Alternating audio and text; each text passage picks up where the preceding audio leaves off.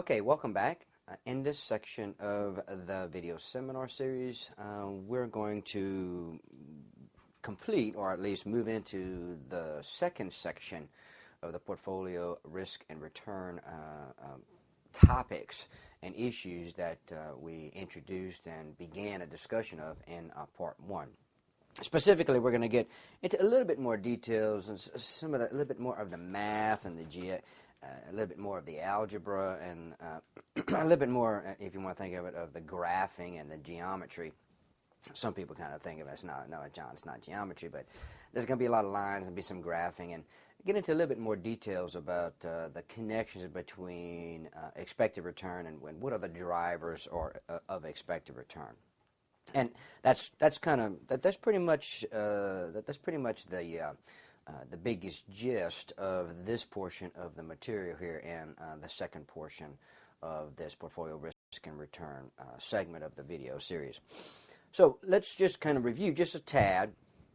Hey, just a little bit of a tad, and this is these are connected, or at least this slide is a nice transition because it is connected to a topic that we discussed and introduced in part one, in that when we combine, when we formulate that there is a risky portfolio out there. Now remember, we talked about the issue associated with expected return and standard deviation. And again, let me make sure I got the right tools here. Sometimes technology is great, and then whenever you select on it, it doesn't turn out as good as you thought it was going to be. Oh well. So the idea is that we had what? We had risky portfolio, and we're not stating what this risky portfolio is just yet. It's just, it could be a combination. It could be one asset, it could be a combination of 3 assets, it could be a combination of 500 assets. And remember, the expected return and standard deviations are going to be determined, and just going to be determined by the formulas that we discussed, and specifically the expected return. Okay, the expected return of any portfolio, just to kind of remind you, okay, of any portfolio is nothing other than the weight of asset A times the expected return of asset A, okay, plus the weight of asset B times the expected return of asset B, plus the weights of all the assets in the portfolio times its expected return. Well, in this case, all right, now we were introducing the standpoint. Okay, we would, and also to the standard deviation of that portfolio is what? The weight squared times standard deviation squared, or the variance squared, plus the weight squared times standard deviation of the asset squared, plus 2 times the weights and the covariance and the correlations, right? So I mean, it gets to be if you have more than 2 assets, it gets to be a combination of a bunch of inputs. You get more than 500 assets. I mean, that formula gets really onerous, right? So what we want to do here now is just to kind of remind you that what we're doing specifically in this case here, what we're trying to do is ultimately get to a little bit more tractability in trying to determine which portfolio, the expected return of the portfolio, its variance, and which portfolios we should choose.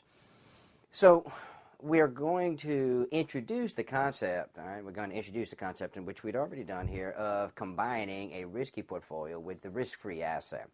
And remember now, its expected return is determined by that generalized formula of the weight times its expected return of the assets summed across all different assets. So that's the same, okay, that's the same.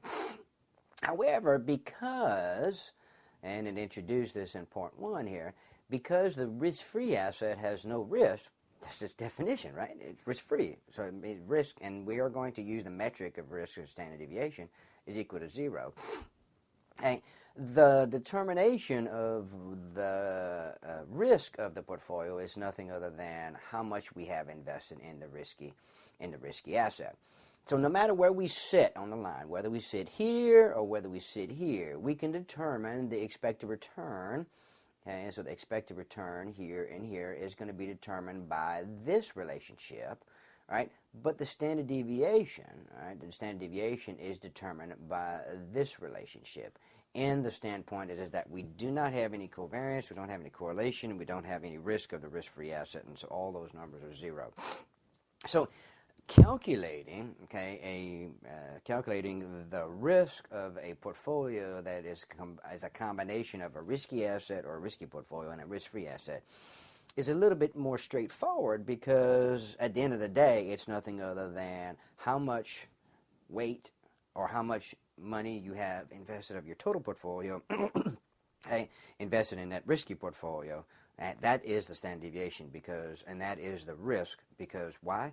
The risk-free asset is risk-free, and therefore, by definition, it doesn't have any risk, and therefore, it doesn't have any standard deviation. Okay. So the idea, though, that comes into play, though, is that we can have a bunch of different assets, right?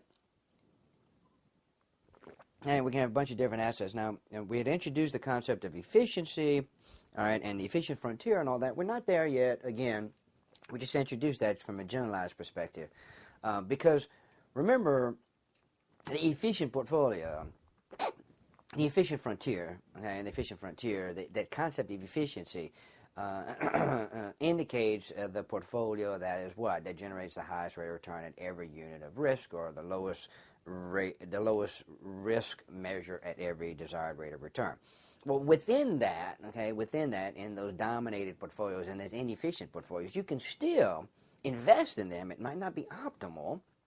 You can still invest in them. It might not be optimal. And you can still invest between that risky portfolio and a risk-free asset, which is what you see here. Yeah, what you see here. So we have three risky portfolios, A, B, and C.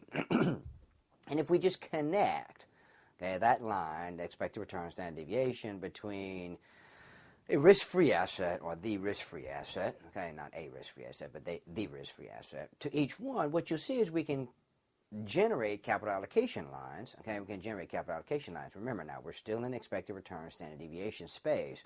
We're staying in that expected return total risk type of perspective. All right? And the indifference curve is what? That's your utility curve, right? You get the same utility here as you do here, right? Well, the idea is that, well, there is no portfolio here and there is no portfolio. Those are what? Unfeasible. They're infeasible. They don't exist in the real world. They don't exist in the real world. So the best that we can do, is essentially choose that portfolio. Choose the portfolio that gives us the highest, utility, right? Gives it the highest utility that's tangent to the capital allocation line of, in this case, it just happens to be portfolio A. And you say to yourself, well, why do I want that one? Well, we can have an indifference curve here, right? We have a lower utility here because utility increases this way, okay? And we have a lower utility here, so this would be your utility, this indifference curve 2, or in this particular case, it's indifference curve B. But we would never choose that, right? Because why? All we have to do is make a choice between portfolio A and the risk-free.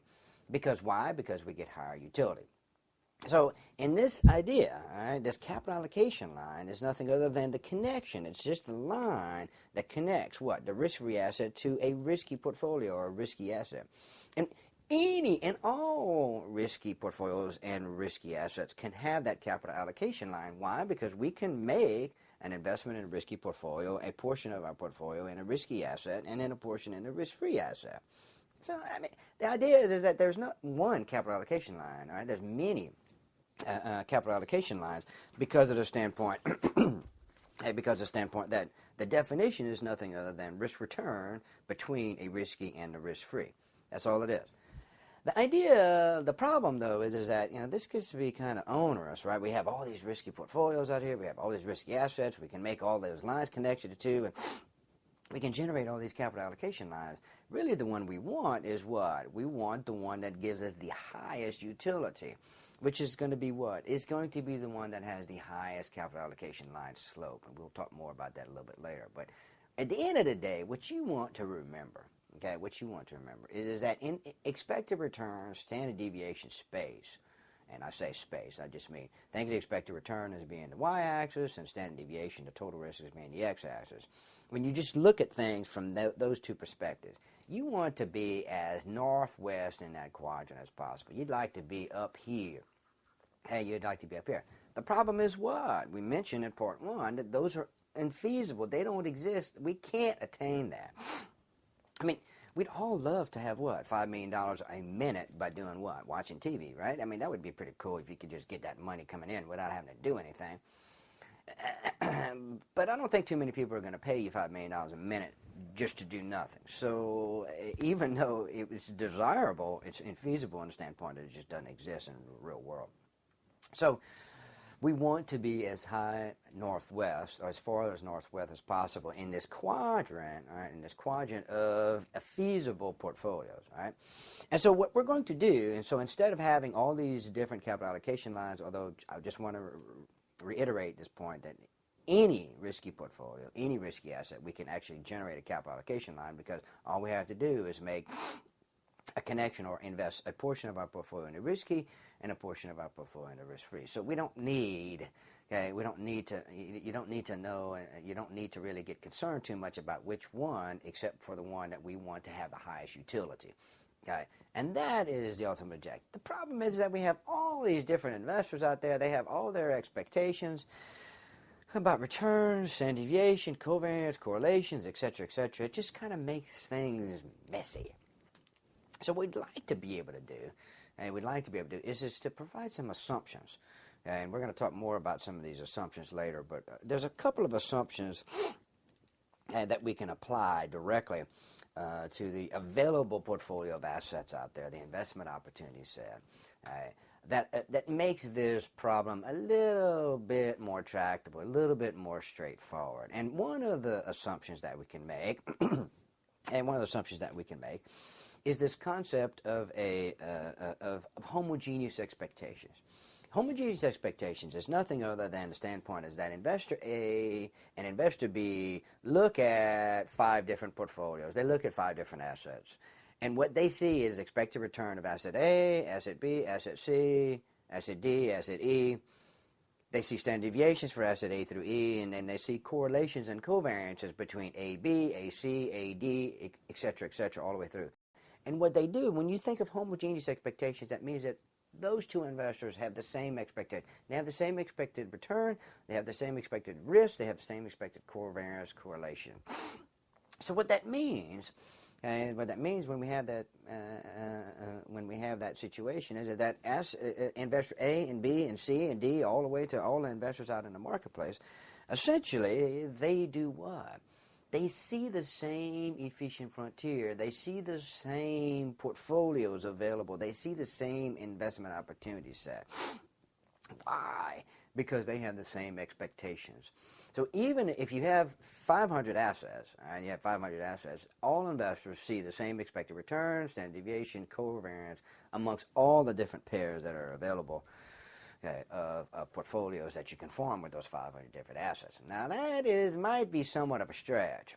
It might be somewhat of a stretch, but you don't need to worry too much about that, because originally, at the end of the day, we can relax that and we still get the same results that we get here. But the key to remember, is that what happens, what happens when everybody sees and has the same expectations, they see the same efficient frontier. Okay, they see the same efficient frontier. And at any particular moment in time, there's only one risk-free return. There's only one risk-free asset, right? I mean, because technically, you know, if you had a risk-free asset here, you would take that one. If you had one here, you would take that one, right? So from that aspect, you know, we're just focusing, on the risk-free asset that's available. Okay, so what we see, if we make a connection, if we draw a line between the risk-free asset and our risky portfolio that everybody sees, and you say to yourself, well, how does everybody see it? Because they have homogeneous expectations. They've generated this efficient frontier. And And when we draw that line, that capital allocation line, you say to yourself, well, wait a minute, John, you have this labeled capital market line. I don't understand. Well, wait, remember, what was the definition of capital allocation line? Capital allocation line is the risk-return combination between a risk-free asset and a portfolio of risky asset. It's the same idea. But when we allow or we state and we assume that investors have homogeneous expectations, that risky portfolio has a special name. It's called the market portfolio. and everybody has homogeneous expectations of all the individual assets that are available in the marketplace, and they see that risky portfolio, and essentially that portfolio that connects to the risk-free return, which happens to be tangent to the efficient frontier. That's our market portfolio. Okay, that's our market portfolio, and therefore that capital allocation line then turns into what we call the capital market line, and therefore all we really need to focus on, is investing in this market portfolio, okay, which contains all available assets out there in their appropriate weightings, and technically they're in their market value weightings, but we don't need to get there just yet. Okay, so instead of having to figure out, should we choose this asset, or should we choose this asset, or should we choose this portfolio, or should we choose this portfolio? No, we don't worry about that. All we do is we look at the risk-free asset and we draw the line at tangents to the efficient frontier, and that essentially determines what our market portfolio is. And therefore, all we really need to do then is focus on investing here and here. All we need to do, if we have homogeneous expectations, then the capital market line that we see here is it's trying to figure out whether we're going to be sitting here or whether we're going to be sitting here. In this case, if we sit right here, i.e. tangent to the efficient frontier, we have 100% of our portfolio invested in what? In the market. If we sit around, let's say, just think of expanding dot theorem. If we sit around there, we have 50% invested in a risky portfolio and 50% invested in a risk-free asset. So the idea comes into play is like, well, wow, wait a minute, what does all that mean? And why do I want to do that? Why do I want to allow for homogeneous expectations? And why do I kind of want to have this idea? And why do I want to have this idea of investing in the market portfolio and investing in the risk-free asset? Well, there's a couple of background pieces of information that help this idea. Okay, that help this idea. That help this idea from a capital market line perspective. Remember, in capital market line, just like capital allocation line, we are in expected return standard deviation space. The y-axis is expected return. Standard deviation is the x-axis, right? So what we want to think about, it from a market portfolio perspective. We can decompose that standard deviation, just like we can decompose total return into at least a change in value and a flow component. We can decompose that standard deviation into at least these two components, systematic and unsystematic risk. Now, some people call this unsystematic risk, they call it non-systematic risk, or they call it firm-specific risk. Don't get too worried about it. I like to think of it this way. I like to think of systematic or market risk, and I like to think of non-systematic or firm-specific risk, i.e. the risk that's not encompassed by the market.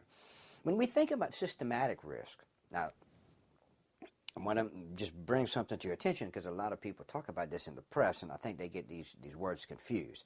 Systematic and systemic are not the same thing. Okay? They're not the same thing. When we think about systematic, it's essentially factors that are impacting the system. When we think about systemic, it's like the system. There's something wrong with the system, or at least there's some risks because of the way our system is created. But try not to get too confused about that. I say that because a lot of people in the press use the phrase systemic and they use the phrase systematic in the same sentence, and they're trying to say the same thing, and they're not. Okay, they're not. So just to bring that to your attention. So what are these systematic risks? Okay, what are these systematic risks? Well, these are factors that are going to impact the entire market. And that's the reason why I like to call that market risk, right? Okay, and because generally speaking, we can all agree, and maybe we disagree, okay, but we can all pretty much agree that if the macro economy is sick, right, it's not doing well, then it's going to be hard for the stock market or any asset market to do well, right? So essentially, those factors that are indicative, and again, these factors that we're talking about, these macro factors, are just metrics of the overall economy, right? They don't say anything specific.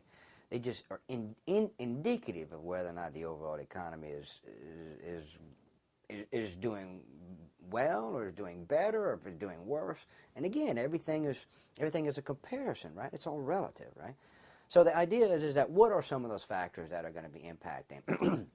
And what are some of those factors that are going to impact your overall economy? Interest rates are, yeah, I think we can all agree, and maybe some people will say, but they don't impact the overall economy as much as you think they do, and that's true. But generally speaking, if interest rates spike up, there's problems. If interest rates fall substantially, then borrowing rates are low.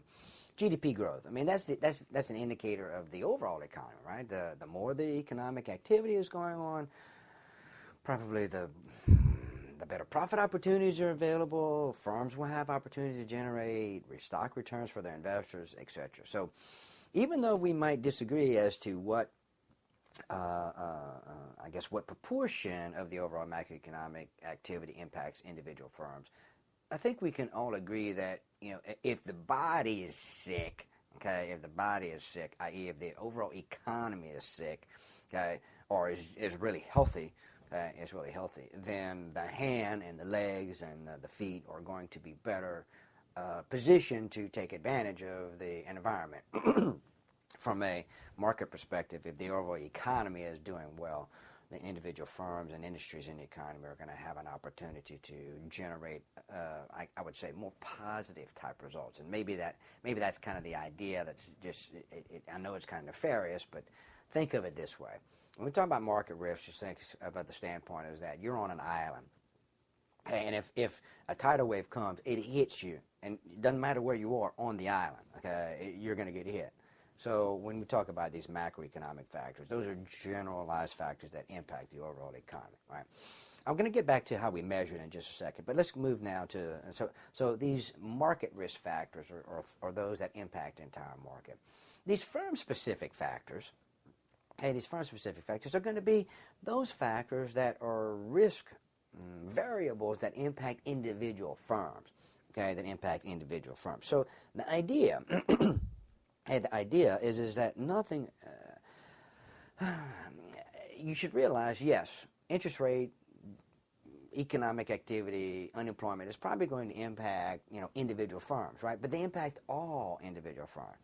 These firm-specific risk factors are firm-specific, and what I mean by that, this is the type of product that they do. Think of a firm that is in the pharmaceutical industry and comes up with a drug. They're the only one that comes up with this drug, and it's a wonderful drug. Everybody loves it, and it's all great. And all of a sudden, 5 years after it's out, and before the patent runs out, everybody figures out that, ooh, wow, people who take that drug now grow a third arm. Wow, that's going to be a problem, right?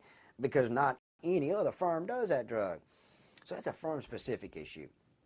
The key that you should remember, okay, and the key that you should remember about firm-specific or non-systematic or unsystematic risk is that we can eliminate or substantially reduce, and we'll show a graph about this in just a second, substantially reduce firm-specific risk very easily and at low cost, okay, very easily and at low cost. And you say to yourself, well, why am I worried about that? Okay, why am I worried about that? Because technically what you should recognize in this whole concept of portfolio theory and portfolio concepts is that only the systematic or market risk is going to be rewarded by expected returns. And you say to yourself, well, wait a minute, no, I have firm-specific risk that I want to be rewarded for. That's true, but since you can easily eliminate that firm-specific risk from a capital market theory perspective, overall portfolio formation perspective, it's very easy to eliminate those firm-specific issues, and therefore, since that can be eliminated, you're not going to be rewarded for them. All right? So let's get back to this. How do we measure that now? All right, so key, systematic risk, unsystematic risk, market risk, firm-specific risk, okay, two big pieces, all right?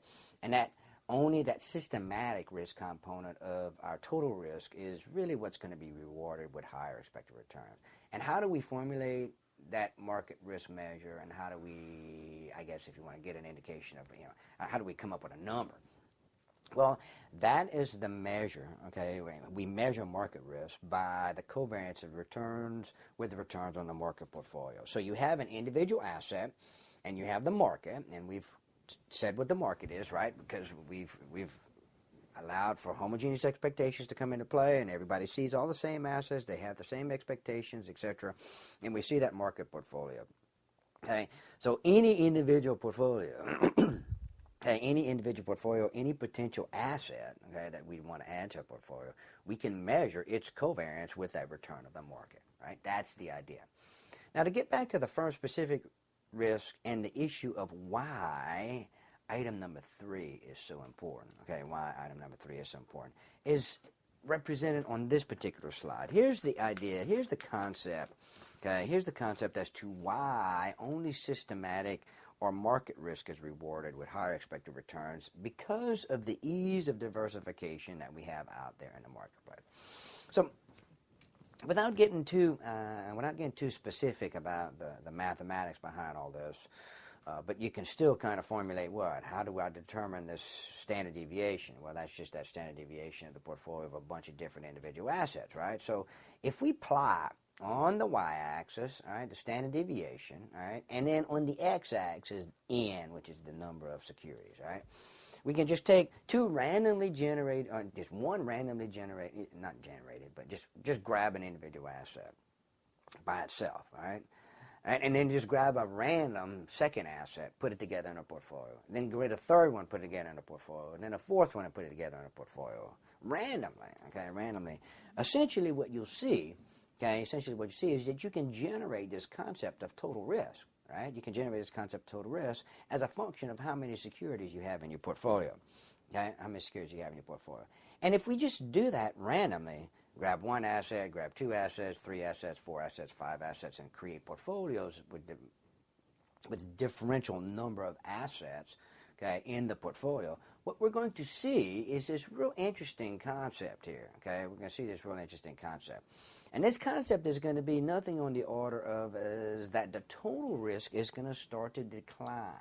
What you'll see is your sigma, which just starts to go down, okay? It starts to go down. And that's what you're seeing on this graph right here. And that's what you're seeing on this graph. The problem is that after a certain number of securities, however, that total risk number just essentially, no matter how many assets you have in a portfolio, essentially stays the same. Essentially stays the same. And that's not technically correct because you can always reduce it. Okay, you can always reduce it, but the amount of reduction gets so small. Okay, the amount of reduction gets so small that it's really not worth. Okay, it's really not worth having like more than maybe 30. Now, depending upon which article you read, it might be indicative of about 50 securities in a portfolio that you minimize. You minimize your total risk. And what I mean by minimize is that we can't reduce our total risk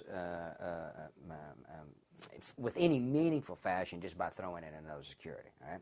And so what happens there, okay, what happens there is we find that we hit this asymptote, okay? And that's the reason why you see the horizontal line as being kind of dashed, right? The horizontal line. And what we mean by that is that we can't, we don't have any, there's no more, we can't have any benefit of diversification anymore, right?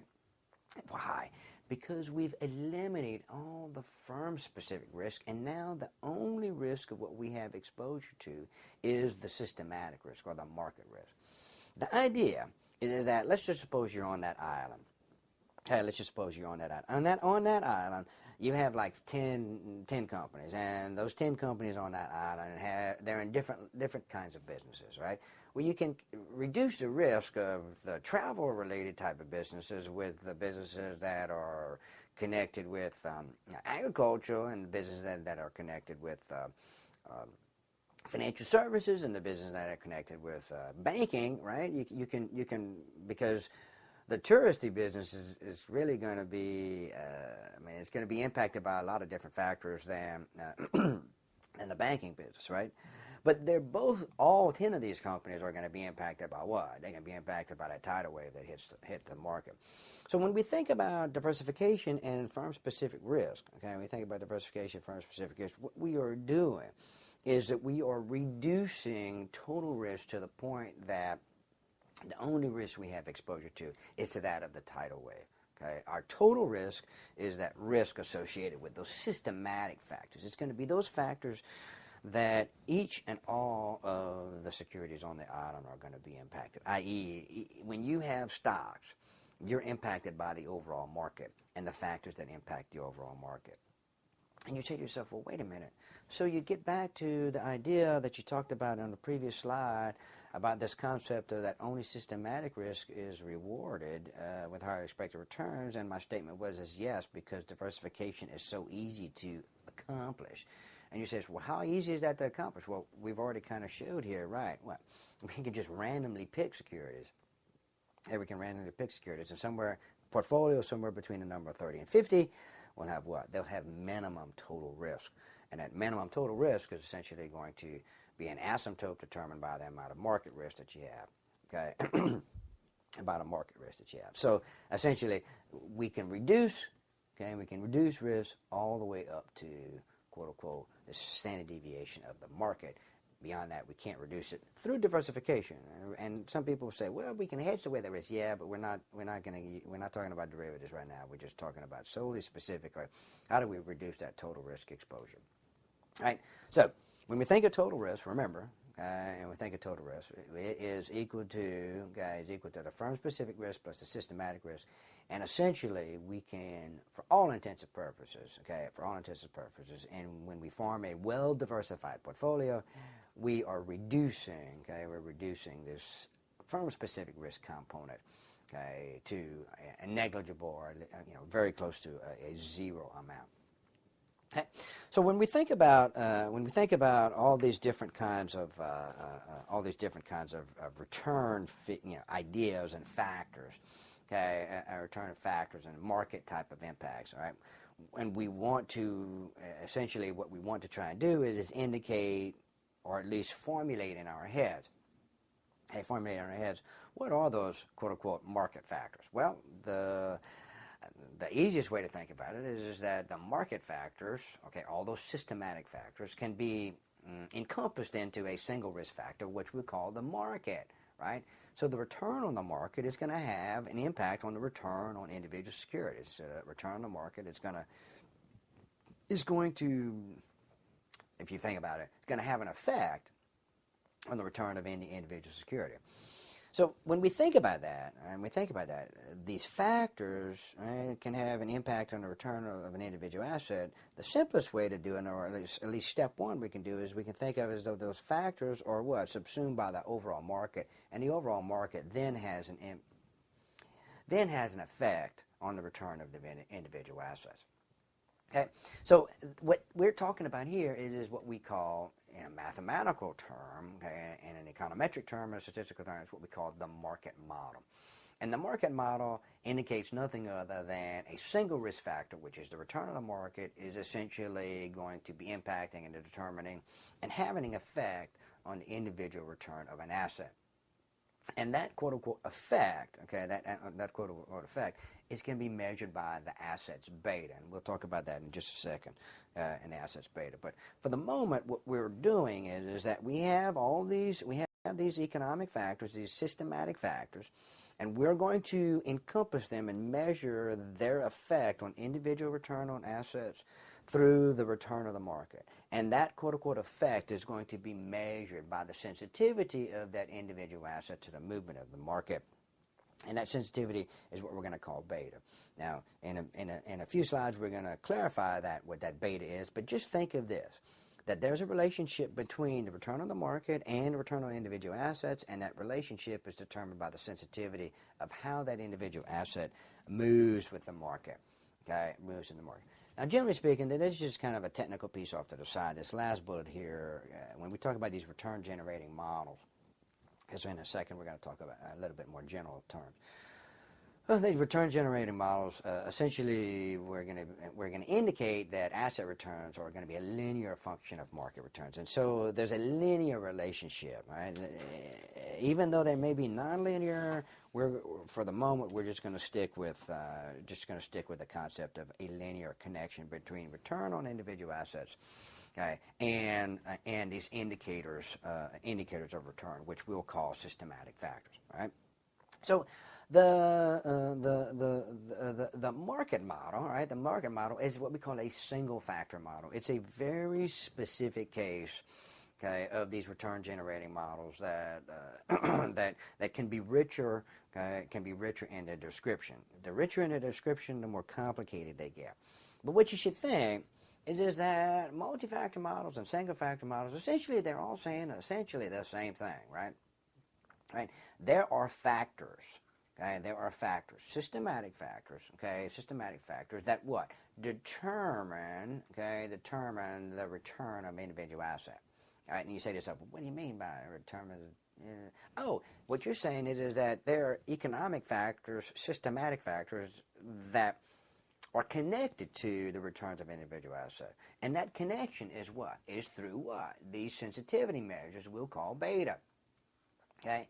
And you say, well, wait a minute, you called beta the sensitivity measure to the market. And that's true. Okay, that's true. That's another one of the things that I want to make sure you're clear about. Technically, whenever a lot of pundits in the press use the term beta, and they just roll right off of their tongue, and they say, oh, well, there's beta risk there. Well, what does that mean? In the simplest of terms, when we talk about beta, we're talking about sensitivity to systematic factors. Okay, sensitivity to systematic factors. And so from that aspect, these betas are nothing other than factor sensitivities. If you go back to the single market model or the market model, right? The beta, there's only one beta, and the sensitivity is only one factor, and that's the return of the market. Well, when we have multiple factor models, we can have what? Multiple factors that impact the return of individual assets. And a lot of people say to themselves, well, that seems to be more logical. And true, it is, because the world is not a simple place. It's pretty complex. Okay? But when we get models that encompass more information, they just become more complicated. All right, they just become more complicated. So these betas, when we talk about beta, generally speaking, what you're talking about or what's being referred to, and unfortunately sometimes in the popular press is being referred to incorrectly, but what the attempt is being made that the beta is a measure of sensitivity to systematic or market factors, meaning those factors that are going to be impacting the entire market. Okay, those factors are going to be impacting the entire market. So that from that aspect, that's the idea. Now, the additional complication comes into the the discussion is that what are those factors? Well, we have various types of models that we can have. We can have various types of factors. We can have macroeconomic factors, we can have fundamental factors, and we can have what we call statistical factors. And just the general idea what you should recognize is that, right, the macroeconomic factors are very similar to the systematic factors that we talked about previously whenever we discussed the whole concept of systematic risk. Not systemic, but systematic risk, right? And that's GDP, employment, interest rates, etc. I mean, you as the analyst have to decide that. You have to make a choice as to, A, how many you're going to have and what they're going to be, right? And so you can run a model and you can do that test and you can see that there's some sensitivity. Sometimes you see more sensitivity on various factors during certain time periods than you do others. So there's some time variability, but don't worry about that. When we think about macroeconomic multi-factor models, so that's kind of, it's fun to say, but it's a little difficult to say because it's macroeconomic multi-factor models. Essentially, is indicative of the standpoint that you believe that these macroeconomic factors are driving returns, okay, or driving returns on individual assets. And they drive the returns on all assets, right? Because they're systematic factors. Okay. We also have fundamental factor multi-factor models, right, where we, instead of those factors, those F's that you see here that I've just marked with the arrow, okay, F's that you see that were marked with the arrow, instead of those being GDP, employment, inflation, interest rates, etc., okay, it would be fundamental issues, earnings growth, size, okay, R&D, something that you believe, okay, something that you believe is going to be impacting the return of an individual asset. Those are, I guess they're from a historical perspective and an academic perspective, they're a little bit newer on the scene. But in some aspects, they're older because the standpoint is that whenever you go from a fundamental analyst perspective, that's been around a little bit longer. The actual implementation of those. And then finally, we have these statistical factors. Okay? And these statistical factors are the fun ones, really. I like to think, because of the standpoint that these statistical factors, even though there's no basis in financial theory for these, okay, essentially what it says is that returns are sensitive to stuff, and I know that's a highly technical term, but those factors, they're just a factor out there, and we don't know what the factor is, and we don't know how many they are. We just postulate that that it's probably not just one factor, and we don't necessarily know whether it's GDP or whether it's earnings growth that's impacted. We're just going to let the data speak for itself. And so these statistical factors, these factor models, what they call those, was using factor analysis to be able to formulate that. That's the statistical term. Don't need to worry too much about that. Okay, is that nothing else is that we have all this data and we have the relationships between the return of individual assets and the relationship of a bunch of different variables, and then these factors come about. We don't know how many they really are. We can see some statistical significance, but we really don't know how many they are, and we really don't know what they are. They're just these factors that are rolling out. So essentially, think of it as being this way. The statistical factor kind of idea is that returns are a function of stuff. We just don't know what the stuff is, and we don't know how much of that stuff is out there. But these macroeconomic and fundamental factors, we have to define those a priori before we do our analysis. Right? Well, there's a couple of special return generating models out there in the marketplace, and many of you have probably heard about these, the Fama-French models. And think of this: Fama-French came out with what we call a three-factor model, and that essentially, remember, if you go back to the multi-factor models, it says that there's a factor out there that causes movement or a factor that causes the asset is sensitive to different factors, and the three factors that are postulated in the Fama-French three-factor model are firm size, okay, or book to market, okay, and excess return on the market portfolio. So let's just go back to a second. I'm going to highlight this one just for a minute because of the standpoint we're going to spend a little bit more time on this issue a little bit later, because the Fama-French three-factor model includes these three factors: size, book to market, which is kind of an indication of style, right? Value versus growth kind of concept. And then excess return on the market. So the market, it's really hard to, whenever the market goes down 20%, it's really hard for your asset not to move. And I might move in a positive direction because it's a countervailing asset, but the bottom line is when the market's moving a lot, probably individual stocks are also moving. Now, so when we think of this firm size, and a lot of people will see this, a lot of people may have seen this, and I just kind of want to kind of put a little bit more meat on the piece here, and that's what we call this SMB factor. Okay. Some people say it's the low minus high or the high minus low, HML factor, and then this is nothing other than the return of the market minus the risk-free rate, and then Carhart added a fourth factor, i.e. momentum, okay, and this is nothing other than MOM. Okay, and it's nothing other than MOM. This is an idea. This is an idea is that when the market is moving, okay, then there's momentum, and there's momentum for individual assets. Then that's going to have an impact on the expected return of that individual asset. So that's the idea. So size has an effect. Okay. Its value versus growth style characteristic has effect. The overall excess return of the market has an effect, and the movement or momentum of the stock also has effect. And what we see here is that these models tend to generate a better explanatory power, just in that single index market model that we talked about previously. But that's just these are just in generalized terms. Okay, these are just in generalized terms, and the idea I'm trying to get you to think about. Is that yes, we have this single market model, and okay, what is it? It just indicates that the expected return of a stock is sensitive to the return of the market. But really, the return of the market really doesn't do what? It doesn't give us very much information, right? So we kind of allow more information to come into play, and we have these multi-factor models, but these multi-factor models get a little bit more complex. Sometimes we have to formulate what the economic variables are. Sometimes we have to formulate what the fundamental variables are. Maybe we don't even know what that is, so we go ahead and allow some statistical factors to do the explanatory power, or we can use the Fama-French three-factor model, and it's like, oh, all of a sudden I have all these models out there. But that's just the idea, is that what we would like to do as investors from a portfolio management perspective is to do, ultimately, we want to do what? We want to choose a security. We want to choose a portfolio. And in order to be able to do that, we want to choose it easily and from a diversified perspective because it's really easy and costless. Well, it's maybe not costless, it's very low cost to create a diversified portfolio of risky securities. So let's kind of go back to the whole idea I mentioned previously.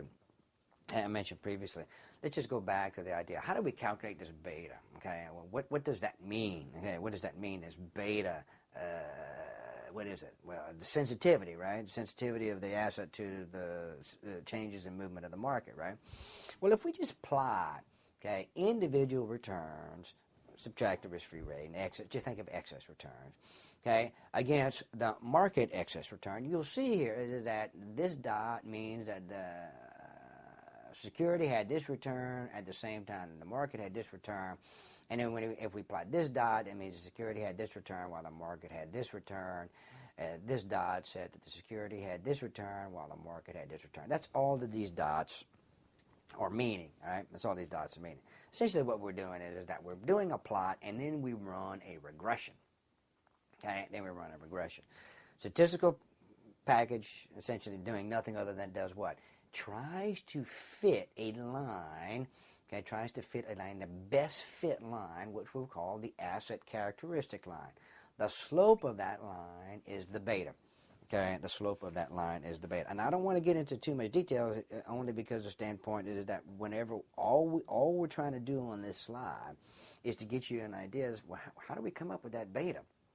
Okay, well, let's generate it, okay, how do we come up with that sensitivity measure? Well, let's just generate it by running a regression and then formulating and making connections between sensitivity of the individual security to movements in the market. Okay? And we do that sensitivity measure, or we calculate that sensitivity measure with nothing other than doing a regression, i.e., which is nothing other than trying to fit a line that best describes the movement. It best describes the movement of data. And I know what you're about to say now. Oh, no, look at all these formulas. Well, technically, beta is a whole lot easier than you think. Okay, the beta is a whole lot easier than you think to calculate than having to run all these complicated statistical type of packages. Technically, beta is nothing other than the covariance of the individual asset with the market divided by the variance of the market. Okay. And that's the end of an individual security. And a beta of any portfolio is nothing other than a weighted average of the betas of the stocks in that portfolio. Okay, and you'd say to yourself, well, what does that mean? Okay, what does that mean? Well, technically, how do I get that? Okay, how do I get this result? I mean, that's the end result. Okay, how do I get that end result? Right? Well, really, there's all kinds of different ways that we can see that. And there's all kinds of different ways that we can see that, right? When we have the correlation of a stock with the market, okay, we have a correlation of stock with the market. I mean, we can. I guess the idea which you should think about is, wait a minute, what are the different ways that I can think of this sensitivity measure? Because think of what this sensitivity measure is, right? And think of what covariance is, right? Covariance is nothing other than an indication of movement, right? Not necessarily an indication of strength of movement, but just an indication of movement, right? And then we're going to standardize that by the variance of the market. So beta is a standardized measure of co-movement of an individual asset with the market given the variance of the market. Okay, given the variance of the market. So that's what makes that measure of sensitivity really a cool sensitivity measure. And in a second I'll show you a really cool result. Okay. In that beta really does give us an indication of how sensitive is our stock to movement in the overall market. And that's what beta is trying to tell you. Okay? And you say to yourself, well, I don't like covariance. I like to think of it in terms of correlation. Well, you can, right? You can think in terms of correlation, and we can have this same formula just decomposed in this manner because the covariance of the market, okay, covariance of the market divided by what? The standard deviation of the asset and the market is what? That is correlation. Okay, that is correlation. And you say, well, wait a minute, there's something else there. That's true, there is. And if we, and you say, well, man, this is kind of like algebraic manipulation. Yeah, that's right. That's all it is. But at the end of the day, what I'm trying to indicate to you is you can think of it in terms of correlation, or you can think of it in terms of co-movement. Okay, think of it in terms of co-movement. So if we just multiply in the numerator, okay, we just multiply in the numerator the variance of, excuse me, the standard deviation, okay, of what's in the denominator, i.e. of the standardizing factor for the correlation coefficient, okay, and then we multiply, okay, that ratio of that standard deviation of the stock to the standard deviation of the overall market. Essentially, what we do is we get this result. Okay, essentially we get this result. Don't get too hung up about the algebra. Okay, don't get too hung up about the algebra. Just think of what it's telling you. Okay, just think of what it's telling you. It's just indicating what? Beta is a measure of what? Sensitivity of co-movement between an asset and the market relative to the variance or the movement in the marketplace, right? So that's the idea. But that second row right there just gives you a bunch of different ways you can kind of think of it. And that from an algebraic perspective, they're all correct. And you know, I like to tell people it's a different way to view. Okay, it's a different way to view.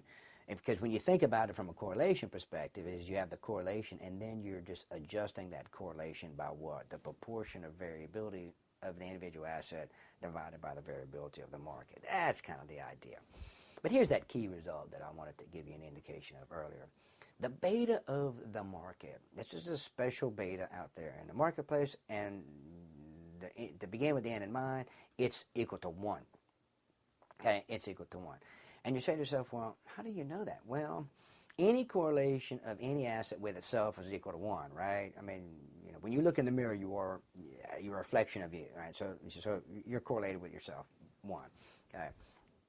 And then when we make those adjustments by using this formula that we had in the second row here, well, that's the standard deviation of the asset, or in this case it's the market, which relative to the standard deviation of the market. Well, that's 1.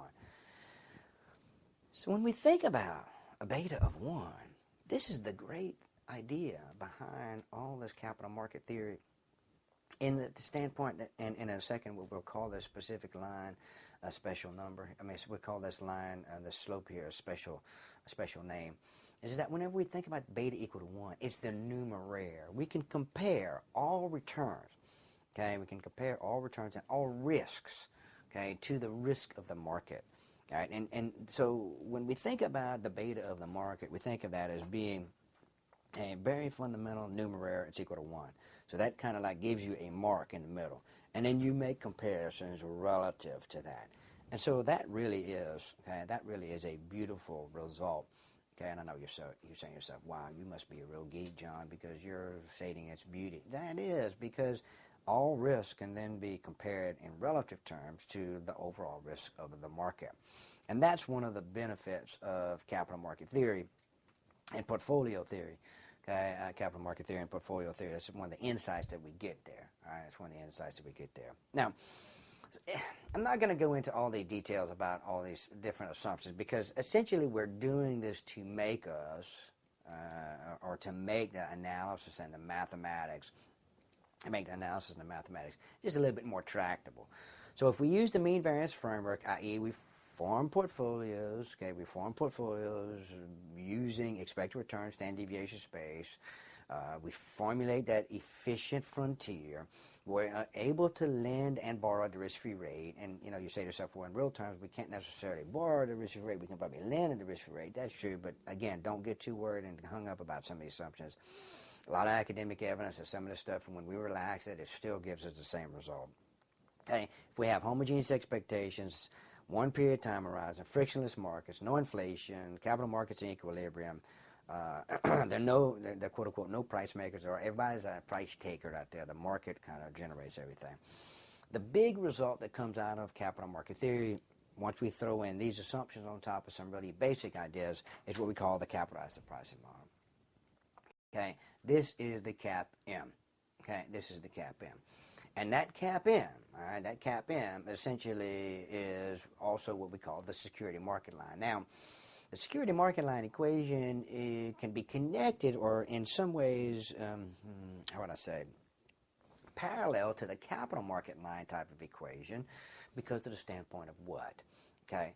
When we are in the capital allocation and capital market line space, we're doing what? Expected returns on the y-axis, but on the x-axis is total risk. Well, now that we've assumed that we can diversify all that firm-specific risk, we throw in all those other assumptions about homogeneous expectations, price taking, divisible assets, frictionless markets, equilibrium, etc., etc. Then we move into not expected return standard deviation space, but expected return beta space. And again, beta is that measure of systematic risk, and it is what? Is the standardized covariance. Okay, and it's standardized by what? Of the assets return, co-movement of the assets return of the market by the standard deviation or the variance of the overall market. This capital asset pricing model is going to come in real handy. And it's going to come in real handy because of the standpoint that, well, I mean, it's kind of king of the hill out there, and the standpoint is that maybe it doesn't determine all and define all risk and return, because it's a single factor model, technically, okay, but really, it does a great job, okay, it does a great job. So when we think about this, and I've already stated some of these points here, but I just want to, I guess, reiterate them and bring them back to you. So, capital asset pricing model indicates that expected return on an asset is what? Based solely on the asset systematic risk, or its beta. Okay? There's no firm-specific characteristic that's going to determine the expected return on the asset. Okay? And whenever we use the capital asset pricing model, we can use it to determine the required return, okay, on an asset based on what? Based on beta. And that the required and the expected return in equilibrium, okay, are the same, okay, are the same. You say to yourself, well, do I really need to know that? Well, yeah, because of the standpoint as particular investors, we'd like to know, okay, we'd like to know whether or not the information of the capital asset pricing model and our own forecasts are in cahoots, or are telling the same story, okay, are telling the same story. And that's really powerful, I think. Now, when I made an indication that the security market line, the capital market line, we can kind of think of them in the same vein, in parallel structures. But when we mean security market, when we discuss security market line, we're talking about expected return versus beta. So this is the y-axis and this is the x-axis. Where in the capital market line, the capital allocation line, the x-axis is what? Standard deviation, is total risk. So whenever I went back and I said, this is the cool part about the capital asset pricing model, or cool part about capital market theory is that, excuse me, the beta of the market is equal to 1 because its sensitivity, okay, relative to itself, okay, is equal to 1. And that means that we can have this direct connection between the the beta of an asset, okay, and, the beta of the market and the return of the market. We can also have, assets that sit on the security market line if they are determined by the capital asset pricing model and the capital asset pricing model. Everything is what? Risk is determined relative to what? To the market. So if this is asset B, okay, and this is asset A, essentially we can know what the expected return of asset A is relative to its beta risk, and it's less risky than the market, and therefore its return should be less than the market. Asset B, on the other hand, has higher risk than the market, and therefore its return should be greater than the market. But the beautiful thing about having the capital asset pricing model and this concept of beta, it is that everything can be determined in reference relative to the market. B is riskier than the market. A is not as risky as the market, which is a pretty cool idea. And then on the flip side, I say from an actual implementation perspective, the capital asset pricing model provides us a framework to calculate specific numbers. We move away from the nefarious assumptions and theoretical bases into, wow, what is a number? Okay, what is a number? And you're going to see this, I think you're going to see this just a lot of times in your financial studies, because of the standpoint that, all this says here, this is the expected return, and this is the risk-free rate, and this is beta, and this is the return of the market minus risk-free rate. That's all it is the capitalized pricing model. The beautiful thing about the model is and I don't mean to be I don't mean to be facetious when I say this, but it pretty much is a plug and chug, right? You know the inputs, got the risk-free rate, you know the beta, you know the return of the market, or at least we have expectations of return of the market. Okay? And it's just plug and chug. Multiply everything out, subtract everything out, add, boom, we get our expected return. All right? So here's this example here. Let's suppose a stock has a beta of 1.2, expected return on the market is 8%, risk-free rate is 2%. What's the stock's expected return? Well, we know a couple of things right away, right? Okay, or you should remember, right? This stock's beta is 1.2, which is, it's greater than 1. So that means our return of that stock should be greater than the market, which is at 8. And we see that. Hey, we see that right there as at 9.2. Okay. In equilibrium, that expected return and the required return in the market should be equal. So we can formulate, what the model says, relative to expected returns, and what the model says relative to expected returns what the model says relative to required returns as to what we might expect, because we might not think things are exactly the way that they should be, and we can formulate our own expectations. But in equilibrium, if everything is all-encompassed, everything's taken into account, the expected and required returns, the expected and required returns should be equal, which then helps us have an idea about what kind of applications can we use this capital asset pricing model for. Okay. One of the first applications, now we're going to do a couple of these, right? And I don't want you to get too, too caught up with all the math here, right? But the first application that we're going to talk about is calculating risk-adjusted return measures. Because as I indicated previously, when we are calculating returns, we have to take into account risk, right? We have to take into account risk. So we can use the capital asset pricing model and some of its offshoots to give us an indication about return per unit of risk. All right. So here is a situation where we have a couple of portfolios. We've got portfolio 1, okay, and we've got portfolio 2. And these capital allocation lines, remember now, what is capital allocation line? It's nothing other than a line segment connecting the risky asset to the risk-free security. Okay, so we have Portfolio 1's capital allocation line and Portfolio 2's capital allocation line. Notice that Portfolio 1's capital allocation line is the same capital allocation line as the market, which we will call what? The capital market line. Capital allocation line of Portfolio 2, kind of interesting perspective, right? Because if we had homogeneous expectations, everything would be there. Well, let's just make a supposition that that particular asset's new on the marketplace. It doesn't get incorporated yet, and we're trying to figure out, is that thing worth it from a risk-return perspective? And our slopes now, remember, what is a slope? That's just rise over run. And the slope of the capital allocation is just rise over run. It's the excess return divided by the standard deviation. Okay, excess return of standard deviation of each particular portfolio. Now these capital allocation lines, okay, got to press the right button here.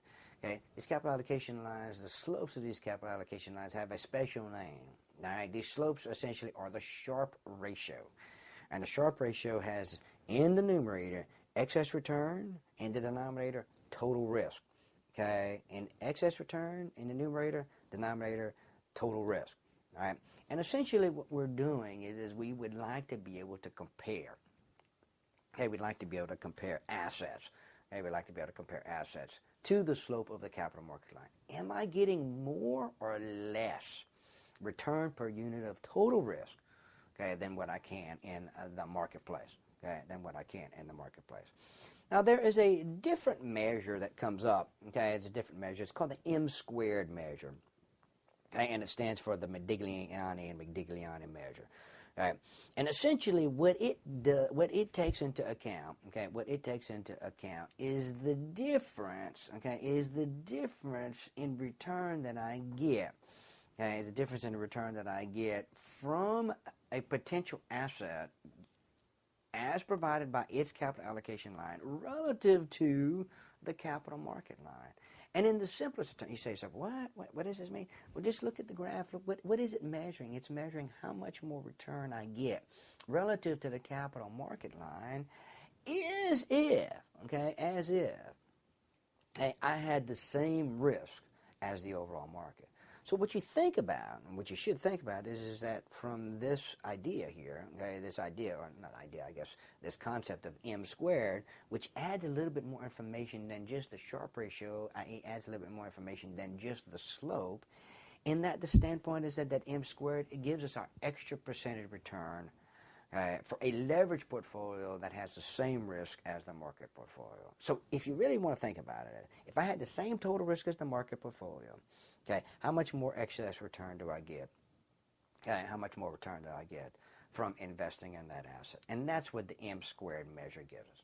That's what the m squared measure gives us. Well, when we get back to, all right, so just as an aside now, I was kind of making, how do I say, you have to have building blocks, right? So when we had just the capital allocation line, capital market line kind of concepts, those are what? That's in expected return and what? Standard deviation space, and I can put the market in terms of standard deviation too, correct?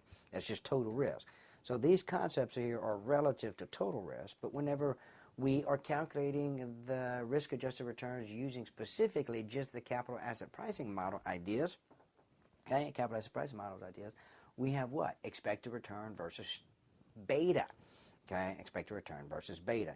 And the idea, one of the measures that we have, just using beta is the Trainer measure. Now look at what the Trainer measure says. In the numerator is the excess return per what? Unit of systematic risk. Sharpe is the excess return per unit of standard deviation, or i.e. excess return per unit of total risk. Trainer is excess return per unit of systematic risk. And essentially what we're doing is when we think about this Trainer measure, all right, it is the slope of that portfolio that we're investigating. So we have this portfolio P relative to the market, and you say to yourself, well, in equilibrium, this wouldn't happen. That's true, and that's true, but equilibrium is kind of an averaging concept, and sometimes we're out of equilibrium, right? We want to see whether or not things are going to be priced correctly. Whenever they come into play, they weren't taking into account there's some kind of disequilibrium force that threw us out of balance or whatever. That's the idea that's happening here. And that's the idea that's happening here. So essentially what we're doing when we look at the Trainer measure, we're really just evaluating and comparing the slope of two different portfolios relative to the market. And remember, what is that slope of the market line? That's the security market line. That's beta. That's going to be 1. So from that idea, that's the concept. An additional factor that comes into play is also a measure called Jensen's alpha. Jensen's alpha. Jensen's alpha. All right. So I would think, if we go back to the previous slide, here's the analogy. When we talk about Sharpe, we talk about what? Measuring slope relative to the capital market line. When we talk about Trainer, we're talking about measuring slope of an asset to the security market line. When we talk about m squared, we're talking about the difference, in return relative to that of the market in total risk terms. Whenever we talk about Jensen's alpha, we're talking about this excess return above the equilibrium return of a portfolio that has the same beta. Not the same beta, but essentially the excess return as if it sat on the security market line. So when we think about Trainer, and you say to yourself, well, what the heck is Trainer? Think about comparing slopes. When we think about alpha, think about comparing distance of return, distance of return off of the security market line. So the analogy that I like to try to indicate to people is that Sharpe and Trainer give what? Excess return per unit of something. Sharpe is total risk. Trainer is systematic risk. M squared gives us what? A measure of return, as if we had the same risk as the market. And Jensen's alpha gives us what? Measure of return as if we had the same systematic risk. idea, excuse me, not the same systematic risk, but if we were generating return off of the security market line. So there's analogy, there's parallel concepts, even though the numbers are different and the structures are different. Numbers are different, the structures are different. There are analogies between these two. And the whole concept of calculating a risk-adjusted return, we could run a whole seminar series by itself but the idea in the big picture perspective is just think of risk return. We think of risk drives return no matter which way you talk about, whether it's total risk or systematic risk. Okay, in that we can calculate benefits per cost, i.e. excess return per cost, which would be risk, in either terms of total risk or in terms of systematic risk. So that's kind of like a big encompassing piece to think about, right? Okay, so and you say to yourself, well, man, John, that's just lots of just theoretical concepts out there that really aren't helping me very much. Yeah, they are. And here's a prime example of how to do that. As an analyst, what we can do is we can use these particular tools. Okay, we can use these particular tools, the capital asset pricing model concept is what I mean, to indicate whether or not a stock is overpriced, underpriced, or fairly priced. I say at its equilibrium price, all right? At its equilibrium price. Now I want to do just a little slight review, okay? Just to make sure we got an idea, make sure we're in the same ballpark here. Okay, when we're talking about returns now, let me make sure I'm in the right place here. Okay, when we're talking about returns, the easiest way to think about returns, all right, let's just review total return, right? That's just end minus beginning divided by beginning plus a flow component divided by beginning, right? Okay, and this what? This is essentially the change in the value for an asset, and this is just some kind of, and just as broad as it turns out, I'll just call it the income component. Okay, all right. So just total return can be thought of as being broken into these two pieces, right? It can be broken into these two pieces. So just keep that in mind. Keep that in mind, because now what I have here is I have three stocks. Well, I have a couple of things. I've got a risk-free rate, I've got an expected return of the market, and then I have three stocks. I have three stocks with each stock has two pieces of information. Well, three pieces of information. Four pieces of information, sorry. I have, I'll break it into three, but it's really four, okay. I have I have price today. I know what that is, all right. I have an expected price 1 year from now. I have expected dividend that I might get, i.e. income that I'm going to get from each particular stock. And then I also have a beta. Okay, then I also have a beta.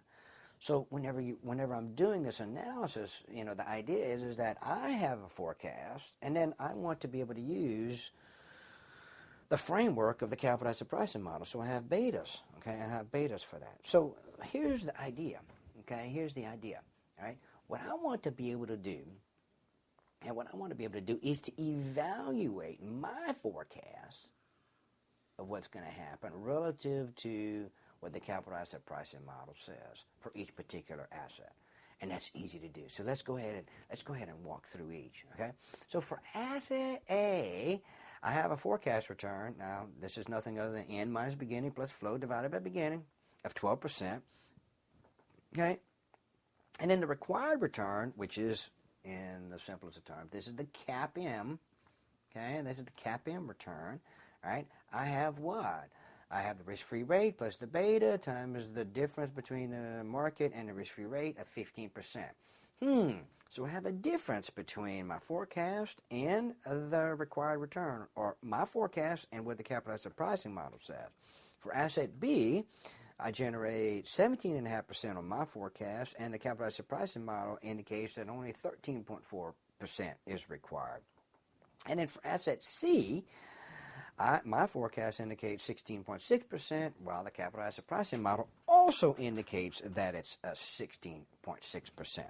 And you're saying to yourself, well, what does all that mean? Okay, what does all that mean? Well, from a graphical perspective, let's just focus on the fundamentals. The security market line is what is generated by what? The capital asset pricing model. Okay, the capital asset pricing model. So we have these set. Okay, we have these set, And asset A, it has the same what? It has the same beta as the market. Okay, it has the same beta as the market. Asset B has a beta that's less than the market, and asset C has a beta that is equal to the market. Okay, our forecast, however, our forecast of asset A, right, of asset A is less than what the security market line is saying. Okay, so if we go back to the previous slide, now, I hate to do that here. Go back to the previous slide. You know what? I'm going to go up one. But anyway, when we do forecasts, our forecast, we can compare it to what the required return of the capital asset pricing model said. All right. And so when we look at the next slide, okay, our forecast return is less than what is required by the market for asset A. For asset B, it's greater than what's required by the market, but for asset C, it's equal to the market. All right. So when we kind of formulate, and we kind of formulate in our heads, okay, whether these assets are overpriced, overvalued or undervalued, or equilibrium valued or fairly valued, we can compare our forecast return to that determined by the capital asset pricing model, and what we see. Okay, what we see is that since stock A's forecast return that we are saying is less than what's required, it's overvalued. It's not going to generate enough time. It's not going to generate enough it's not going to generate enough return. So we need to get rid of it or sell it. Asset B, on the other hand, we think it's going to generate 17.5%. Well, the capital asset pricing model, according to the equation, only indicate that 13.4% is required. So we think it's going to generate more return than what's being required by the market. Therefore, we need to buy it. We believe it's undervalued. And then stock C, okay, is essentially equal to what is required by the marketplace, and therefore we're relatively indifferent in that the standpoint that we're not going to make too much of. I'm going to make too much of a fuss because we are forecasting what the market is believing it will be generating, or the market is required, not relieving, required. Okay, I like to think of it this way: when we do the graphing of these relative to the security market line, when we are above, when we are sitting, our forecasts are sitting above the security market line, it's undervalued, and whenever we're sitting below, it's overvalued. So I like to see it from that perspective. Okay, I like to see it from that perspective because remember, the capital asset pricing model in equilibrium is a required number, and required and expected number are the same. If we're out of equilibrium, we compare those two. Okay, we can compare those two. So from that aspect, that's the idea. Very nice little structure. A very nice little structure there. Right. Now. We're almost done in this section here, but I just wanted to just kind of review, okay, a little bit about the portfolio sections, the portfolio material. When we talk about the capital market line versus the security market line, two things that come up to that I think you should recognize. Capital market line, we've got expected return versus standard deviation. Security market line, we've got expected return versus beta. Okay, so that's an idea to kind of think about. When we talk about the capital market line, we're only really talking about efficient portfolios, i.e. the market that's out there, right? Okay, the capital market line is based on total risk, i.e. it's expected return versus standard deviation. Any asset or portfolio, however, when we talk about security market line, any asset or portfolio, whether it's efficient or not, we can plot it relative to the security market line. Right, which essentially brings us into allowing us to evaluate. I guess really from a theoretical perspective and from an implementation perspective, allow us to evaluate a little bit more higher number of assets, potential assets, based on the standpoint that we it doesn't matter whether the asset is efficient or not. We can look at the individual stock versus looking at a portfolio of stock. Right. All right, and then the security market line is based on expected return versus standard deviation. Expected return versus beta. So I like to make sure that people who walk through the stuff and the material that I'm discussing, understand fundamentally when we're talking about capital market line, we're talking about total risk. When we're talking about capital asset pricing model, we're talking about beta. Okay, we're talking about beta. So from that aspect. from that aspect, I think it's very important for you to be able to see those differences. Okay. Final slide here in the portfolio management material, okay, of Port 1 and the risk and return portion of the seminar series. Hey, it's just a basic problem, right? And what I mean by basic problem is just a basic implementation and calculation problem, right? The idea is that this all goes back to the capital asset pricing model. Capital asset pricing model, security market line, same thing. Just think of it that way. So we have expected return of the market, 15%, risk-free asset, 8%. The beta of an individual stock is 1.2, but we forecast the stock to generate a return of 17%. If we have this information, okay, can we formulate whether or not the stock is over or undervalued?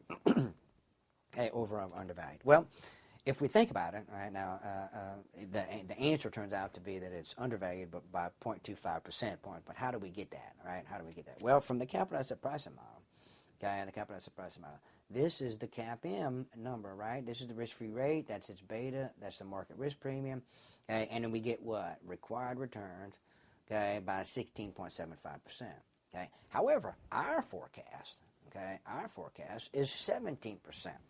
So we're sitting above the security market line, right? We're sitting above the security market line. Since we're sitting above the security market line, we're undervalued. And we're undervalued by what? According to the capital asset pricing model, by 16.7 or 25 basis points or 0.25 percentage points. So you can see, that you can use the capital asset pricing model for just a plethora of calculations that generate lots of help in deciding and making decisions about investment portfolios. So that's it about the portfolio risk and return within the portfolio management section in the seminar series. Part 1, we just talked about some real structure basics. Part 2, we got in a little bit more details about efficiency, overall, how do we formulate portfolios, the difference between capital market line and security market line. And so from that aspect, that's how I would be, if I'm looking at this material, that's how I would be incorporating it into my head. Seeing the main differences, kind of separating basics from a little bit more advanced and intermediate type of ideas. And that's what we are attempting to do with separating the portfolio management risk and return sections into these two parts.